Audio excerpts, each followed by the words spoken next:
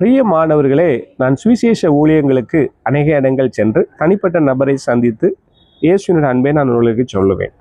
அதில் ஒரு நபர் பாருங்க, அவர்கிட்ட போய் நான் அந்த ட்ராக்ஸை கொடுத்து சொல்ல போகிறேன். இது என்னது, என்கிட்ட வந்து ஏன் கொடுக்குறீங்க, இது என்ன பொழப்பு, இந்த பொழப்புக்கு நீங்கள் வேற ஏதாவது பொழப்பு பார்க்கலாமேன்னு சொல்லி கொஞ்சம் கிரௌடாக என்னோட பேசினார். அப்போ நான் சொன்னேன், ஐயா இன்னைக்கு விபச்சாரம் பண்ணுறாங்க, வேசித்தனம் பண்ணுறாங்க, திருடுறாங்க, இன்னைக்கு வந்து பப்ளிக்கில் தப்பான காரியத்தை பண்ணுறாங்க, அவங்களெல்லாம் பார்த்தா நீங்கள் என்னையா சொல்லுவீங்க அப்படின்னு சொல்லி நான் காட் பிளஸ் யூ அப்படின்னு சொல்லிட்டு போயிட்டேன். பாருங்க, 2 தீமோத்தேயு 2ஆம் அதிகாரம் 25ஆம் வசனத்துல வேதம் விதமாய் சொல்கிறது, எதிர் பேசுகிறவர்கள் சத்தியத்தை அறியும்படி தேவன் அவர்களுக்கு மனம் திரும்புதலை அருளத்தக்கதாக அப்படின்னு சொல்லி இந்த வேதத்துல சொல்லப்பட்டிருக்கிறது. இப்ப எதிர் பேசுகிறவர்கள் ஆண்டவருடைய வார்த்தையை விதைக்கிறீங்களா? ஒருவேளை அவங்க அவங்கள தப்பா பேச வர்றாங்களா? அப்ப நீங்க அவங்களுக்காக ஜெபிக்க வேண்டும்.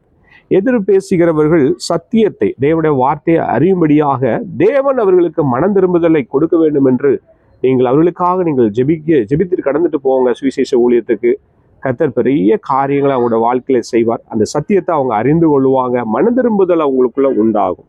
அதனால அவர்களுக்காக நீங்கள் ஜெபிப்பீர்களா? தேங்க்யூ. God bless you.